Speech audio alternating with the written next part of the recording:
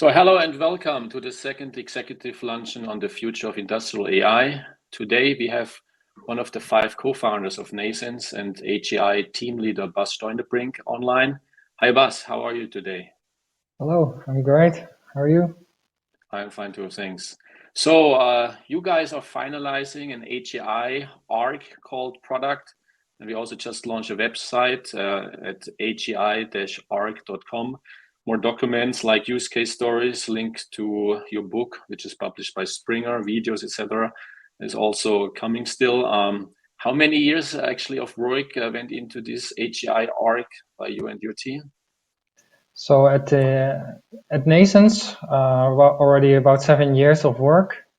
Although the foundations of the technology go back even more, like 18 years. Wow, okay. So as always, we start here with a 10 to 15 minute presentation. Today it's about 15 minutes, and then we have a Q&A where I'm asking questions, of course, and also invite the audience. Bas, the stage is yours. All right. Thank you. You're seeing my presentation, right? Yeah. All right. So hello and welcome. My name is Bas Steunenbrink, co-founder of NNAISENSE and director of General AI, or AGI as it is known in academia. And I will begin this presentation with a short and gentle introduction to AGI and how it differs from artificial intelligence and machine learning. These terms are often used interchangeably, which is terribly confusing, so I'll shed some light there. And I'll explain what AGI is from the only perspective that really matters, which is its applications and value in industry. I'll then proceed to describe NNAISENSE's offering in terms of AGI technology. As Ralph already mentioned, it's called ARC, and how this technology works. So the original goal of AI, artificial intelligence, as it was formulated in the 1950s, was to replicate human-level general intelligence in machines. And maybe in hindsight, this was not so surprising, but this turned out to be rather difficult. So the field of AI sort of splintered and became an umbrella term for different subfields working on different subproblems, but not the endeavor to really create the singular thinking machines. And one of these subfields, machine learning, has reached quite a great level of maturity in recent years, such that the technology of it, technology in terms of software libraries, is quite a commodity these days.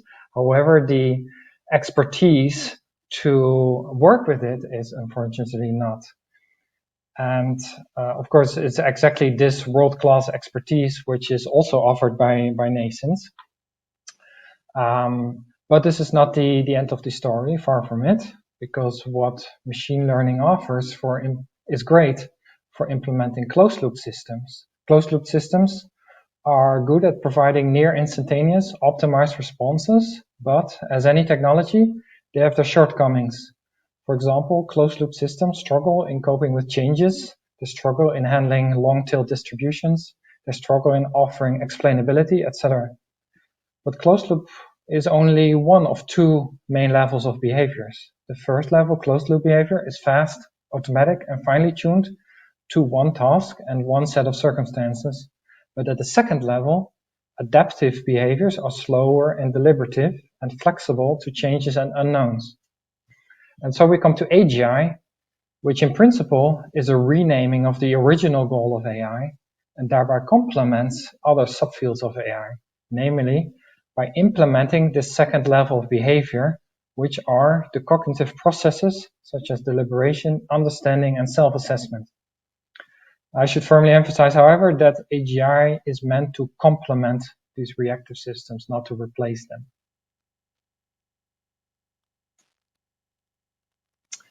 AGI, as the name implies, is general, but we are not chasing the Hollywood fantasy of cute androids that just want to be loved as humans.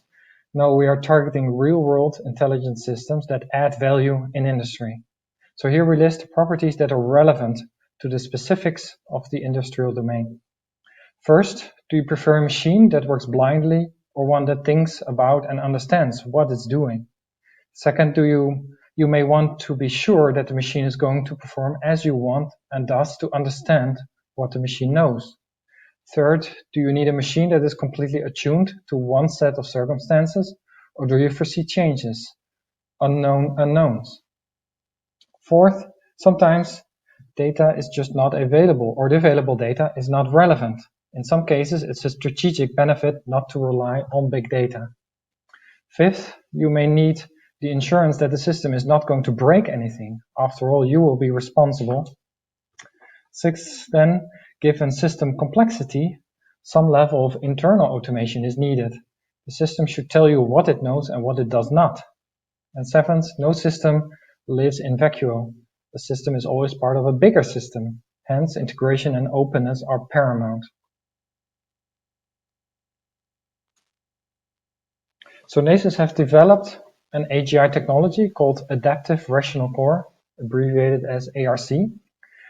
And this is a general control system. And here's a depiction of how an AGI, particularly ARC, operates in an industrial setting from the perspective of the AGI. We'll treat the owner perspective later. First, we note that the industrial AGI consists of two components in orange. A fixed controller, which is interacting with the plant in black, as well as its owner, both in black because they're black boxes basically, and an adaptable model of the plant in white, the white box, which contains all the knowledge of the AGI. It is the controller that interacts with the plant in the standard way using sensors and effectors. But the AGI also interacts with its owner, who can change the mission of the AGI at any time. By specifying new goal states and new constraints, constraints being forbidden states. Conversely, the AGI constantly reports to its owner what it is planning to do and how confident or confused it is. These two components of AGI, controller and model, interact in three ways, and these are the three parallel main activities of AGI, namely planning, predicting, and learning. First, the goals specified by the owner are propagated backwards through the plant model in a process called abduction, in order to come up with plans to execute in the plant at the right time. Second, sensory inputs and inferences are propagated forward through the plant model in a process called deduction, generating further predictions about the plant, which of course have to be checked for conflicts against the AGI's plans.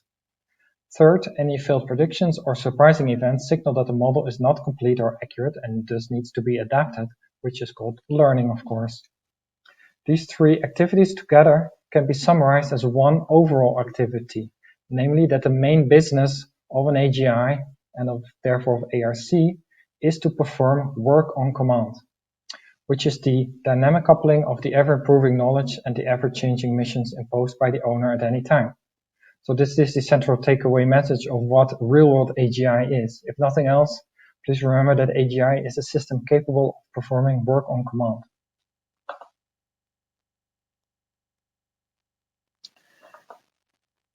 So we are going to consider ARC-powered process of automation from two perspectives, namely from operations perspective and from value perspective. First, operations.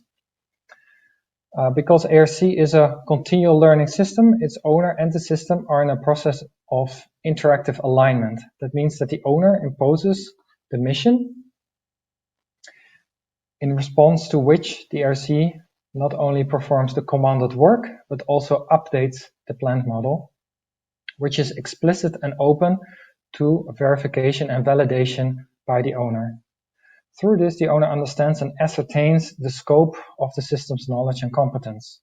As a result, the owner can choose to broaden or restrict the mission to move forward, broader or deeper. Even during regular operation, the ARC constantly reports to its owner its thinking, its predictions, its foreseeable plans and intentions, along with a self-evaluated estimate of its confidence.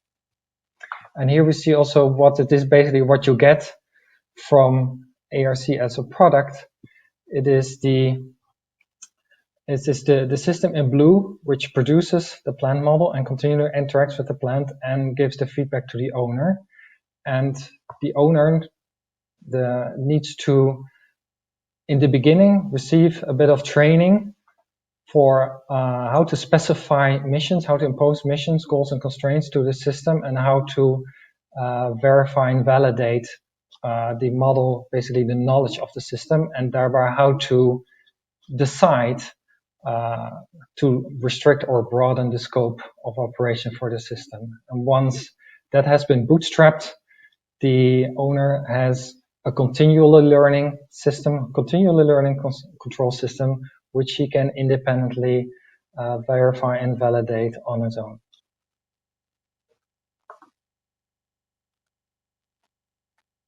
So the second perspective on ARC-powered automation is essentially the same cycle as before, but this time highlighting the phases of delivery of value. So this is really a process of incremental modeling and control. So in the first phase of deployment of ARC would be kind of a digital twinning phase where the system models the process, the plant, and the value here, the output of ARC would be the white box auditable and shareable models, the digital twin basically of the plant or any business process, and the value here is the reusable and shareable insight into this process. The second phase, once this digital twin has been accepted and verified, the IERC can give corrective actions to the human operator. In this way, in this case, the ARC thinks it is actually in control of the plant. However, it is in fact disconnected from the actuators. And in this setup, the ARC's recommendations can be checked and verified, and trust can be built in the ARC's proficiency. The successful completion of it would constitute, of course, a POC, a proof of concept. Once that has been accepted, the next phase would be to actually connect ARC to the actuators, which is technically speaking trivial, but of course there's a lot of checking that has been done before we can move to this phase. And now the ARC is in control of the plant, of a certain operation, and of course the value here is the cost savings on the operations. Now we can capitalize on this control system by imposing in the next stages additional quantitative targets, for example, reduce time to produce a certain product, or reduce energy consumption, reduce wastage, and here the value is cost savings on resources. And since this is a continual learning system, the further phases are really the continual adaptation to changed business requirements, and therefore the value is the operational agility with minimal disruption. So use cases, let me be very practical and clear here. So first in logistics, in manufacturing, a use case for manufacturing process, sometimes a process or part thereof needs to be modeled where the data is too scarce for using machine learning techniques, or data is not available or accessible due to technical or legal obstacles, or the data is, for example, highly contextual. With contextual, I mean that it is necessary to model one single individual, such as a singular piece of equipment or a particular driver and his habits, with a particular history. And here statistics which underlie machine learning are irrelevant, because actually we need to capture the particulars, not the average. And ARC can handle this data scarcity because its model learning capability is not based on statistics. It's actually based on causal learning, constructing cause-effect models, and because it can be bootstrapped with expert knowledge, and because it can learn on the job, and thus data collection can be performed at short notice and focused. The contextual nature of the data is then leveraged through ARC's case-based reasoning and learning ability.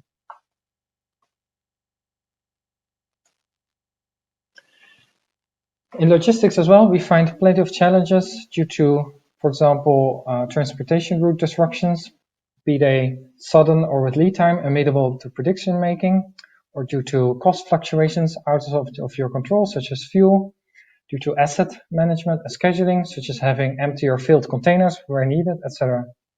Basically, the challenge is to perform fast replanning in volatile environments.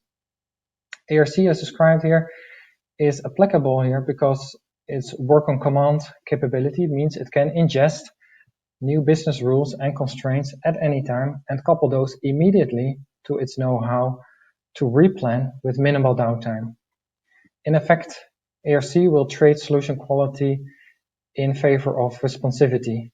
Anyway, the notion of an optimal solution is moot in volatile environments. Let me highlight another class of use cases for manufacturing, those where automation is required to proceed step by step, where automation of one process needs to capitalize on the automation of a previous process without having to train the solution from scratch, and where the same capitalization is required to make it robust to expected changes due to an agile mode of operation. As in the previous use case, ARC is the suitable technology as it learns an explicit plant model from little data in a modular fashion, such that subsystems can be phased out or in while requiring the AGI only to learn the impacts of changes. The approach is then one of verifying the initial plant model, broaden its scope, verifying again, and repeat. Also, the deployment can proceed step by step. First, the AGI can function as a recommendation system assisting the operator, and only later full control is handed over when trust has been built. The upshot is then a significantly lowered reconfiguration downtime of the plant. Finally, if you wish to delve deeper into the technical details and theoretical underpinnings of the adaptive rational core, you may be interested in our book called The Road to General Intelligence, which is currently in press at Springer. And if you want to see the manuscript now ready, just drop me a line or visit our website at agi-arc.com. Thank you, and I'll head over back to Ralph.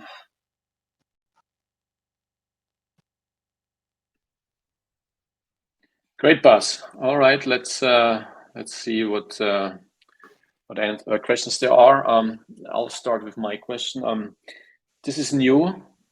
Machine learning is already by itself complex, right? Even if everyone talks about it, but then if you really want to understand it, of course, that becomes very quickly quite a complex undertaking.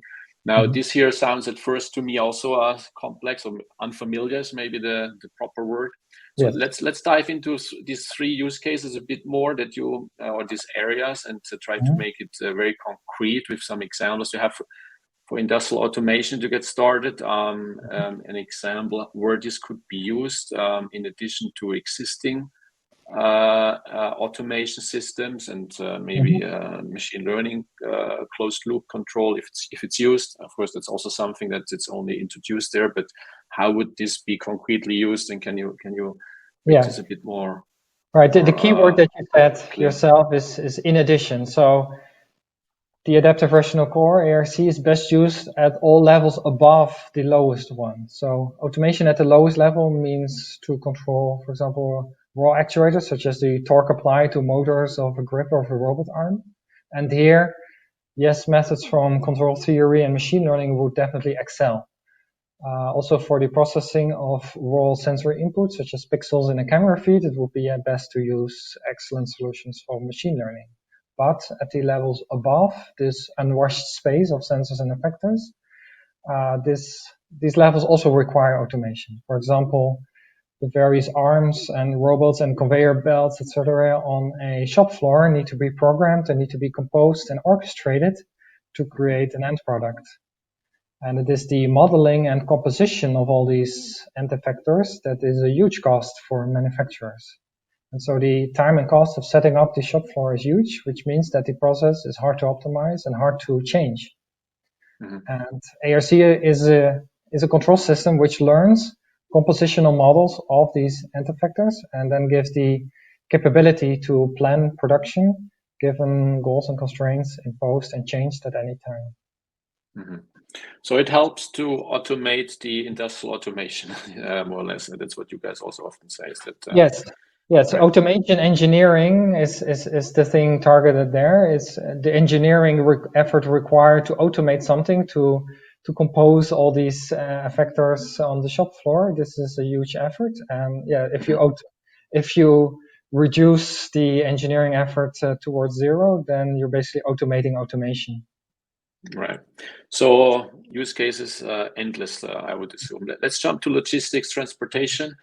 Can you give a concrete example? Maybe at the moment, of course, with the supply chain challenges we have again, right? You can see online all the container ships in Shanghai. I don't know, it looks like thousands or so that are stranded there. So how would an AGI planning or the system help here, or could help here concretely? And yeah, can you make this more transparent? Yeah, in these cases, there are a myriad processes that are intertwined, and some are controllable, some are predictable, some are not. And ARC acts then as a monitoring and control system that predicts disruptions in time and discovers, also undisrupted by monitoring, discovers unpredicted disruptions and reacts in a timely manner by replanning and recommending mitigation procedures. So although the environments here are volatile with rules of the game changing often, this is no problem for ARC because it is continually learning and open to change and open to new goals, new constraints imposed by the owner at any time. So yeah, monitoring and control of many intertwined processes and reacting to them, fast replanning in these volatile situations. That is the what ARC does. So if something out of the norm would happen, right, whatever it is, interrupt the transport flow because of some volcano or whatnot or so, then the system would feed the system with that information, or would learn it automatically, and then make recommendations on what actions to take. So is that yes, how it would? For example, all the ships that are moving in certain directions, it knows where they're supposed to be headed. These are the goals.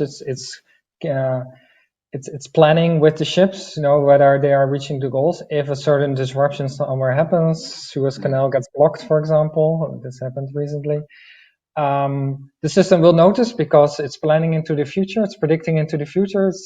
It's soon discovering, these plans of the ships going through Suez Canal. They won't work out. So it brings then into action and replans routes, minimizing, of course, the time to replan, but as well minimizing whatever costs and other targets you have imposed on it. All right. Good. Yeah, I think I understood that. I hope the audience as well. And then maybe the third one, smart city, it's called. Not everyone likes the term, but let's for simplicity reason use this buzzword. What would it do there? How would you use it there? And of course, this is political always, right? I mean, you don't want to automate decisions. They always have to go through policies, decision. I mean, the elected people make decisions, but often they have to go back to the voters, right? Stuff like that. So how would it be work there? Can you give some concrete examples what benefits could be? From our technological perspective, it's rather similar actually to the logistics case. It's a system that is monitoring myriad processes, many of them intertwined. Some stuff is controllable, some stuff is predictable, some stuff is not, neither. And it is predicting into the future what disruptions might happen. So if a city is for example losing population, this will have effects on the job market, on the real estate market. And this will be noticed. Tax income. This is of course the major focus of any municipality.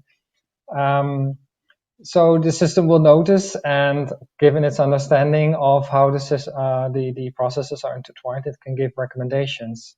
Here, of course, as you said rightly, it is different from a shop floor. On the shop floor, all the machines being controlled or the equipments being orchestrated, they are just machines. They are slaves, basically, and control is control. You just order them to do something else. In the city, of course, the the processes that are trying to be controlled, not even controlled, more like nudged, they are also people, and therefore the control signals are more to be interpreted as recommendations to policymakers, who then decide what to actually do. So the feedback loop, the control loop, is a bit more indirect, as it should be, but that doesn't mean that the process of predicting, monitoring, and attempting to control in terms of making recommendations, this is rather similar. Yeah.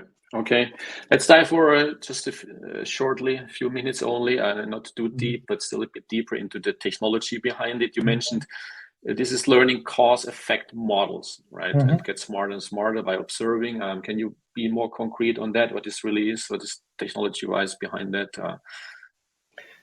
Yeah, so like really deep dive technology, of course, now is not the time. However, the book that is shown here does exactly this deep dive. So by all means, if you're really interested in that. So to give you just an overview, yes, the system is learning causal models, and it's really targeting the explainable AI, right? So explainable AI means that the structure of the AI itself justifies its decisions everywhere, anytime.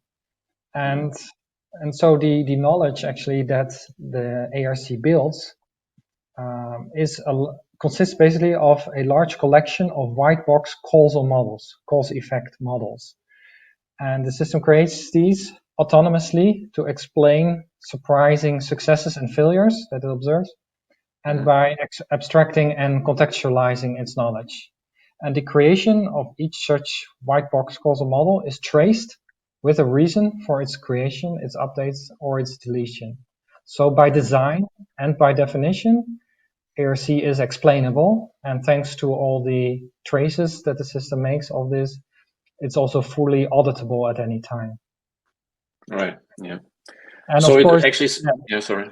Yeah, the precise interpretation of this of these explanations, of course, this requires some training, a little bit of knowledge of how it works. But this is, of course, what we offer in the beginning, such that the owner of ARC will be able to understand the explanations by himself. Yeah. So by its nature, AGI ARC is audible, and it's basically an explainable AI, right? So I mean, by itself, explainable AI and how it's auditable. Yeah, and audible, right? So okay, good. Now, can you describe a little bit, if someone wants to get started on that, how this would look like? They would come to us, they get the software, then I guess they need support from us. I mean, just can you give a little bit an idea how such projects would be kicked off, what people would have to expect, how this would look like, and picking any of these examples, and also just make it more concrete. Yeah. So what you would get initially, of course, is the control system, but it is in the beginning blank slate, and so it will need to be bootstrapped.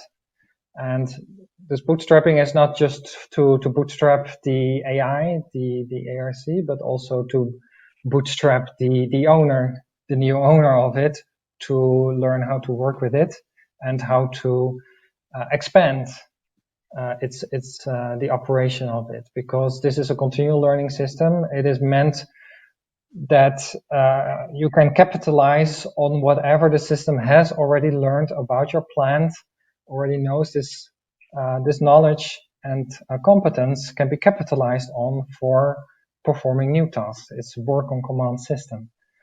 So therefore, what you get is not just a control system, but also the training for how to impose missions, being goals and constraints and performance targets, how to impose those on the system, and how to check, how to verify that the system has understood what it is doing, has learned enough such that the owner can then decide autonomously to restrict or broaden the scope. And so it's not just the bootstrapping of the AGI, it's also the bootstrapping of the owner. such that they can together get into this continual capitalization cycle. Mm. And who decides actually when the system has learned enough so that it's say smart enough to even make recommendations that someone would take a look at, right? I mean, it will take some time, depending, of course, I guess, on the use case. But how does this play out? Of course, the owner decides. He will. We will help him verify that the planned model, at least the part of it that is important to a certain task, has enough breadth, has enough depth, has enough relevance, has enough reliability to do the thing that the owner wants it to do. So we will help him with that, and it's then the owner who decides whether or not he's convinced that the breadth, depth, reliability, and relevance is sufficient in order to commission the system, as well as to increase or broaden the scope of operation. Right. So although you guys work on this since 10 plus years, so it's of course brand new. So there are not that many client use cases out there. Digital healthcare have done something, right? Can you make a little call here into the public? What are we looking for? What type of use cases do you want to have implemented, and would it be okay to work with a test lab of a larger organization to, for example, do use case in industrial automation? Same for logistics, same smart city. I guess there's probably no such thing, but for these two cases, how would you like to collaborate with interested parties? Yeah, I think I can narrow that down to two major classes here. One is to model and orchestrate ensembles of equipment and assets on a shop floor or in a plant, so as to reduce the automation engineering effort towards zero, basically to automate automation, as we discussed. And the envisioned result here is that you obtain a flexible plant capable of high mix, low volume production with minimal reconfiguration downtime. So prospective partners who are in that business, of course, we are very interested working with them. Second, this is the logistics and smart cities actually together. This is really about fast replanning in volatile environments. So this is in cases where input modalities can be very varied and increasing over time. And there's myriad processes that are intertwined, some controllable, some not, some predictable, some not. And the envisioned result is a monitoring and control system that predicts disruptions in time and discovers unpredicted disruptions and reacts in a timely manner by replanning and recommending mitigation procedures. And although the environments here are volatile with the rules of the game changing often, this is no problem for ARC, as it is continually learning and open to change. All right, very good. Thanks so much, Bas. The book will be available shortly. Yes. For free even, is that correct? So it's a Springer book, so it's not just a book that's being published. It's quite a well-known textbook company, Springer. Yes. Is that correct? Yeah. Free is maybe not the right word. Open access is okay. Is what I call it, right? So you can buy, of course, the physical book, but it will also be open access downloadable. Right, yeah. But on our website, we will give, I think, a fraction of it if people sign on, and not immediately, but check back in a week to two, then there should be much more resources on that. Yes. All right, thanks to you. Thanks to everyone here being interested, and looking forward to getting this out in the real world. Have a great day, Bas. Cheers. Bye. Thank you so much. Cheers. Thanks. Bye-bye.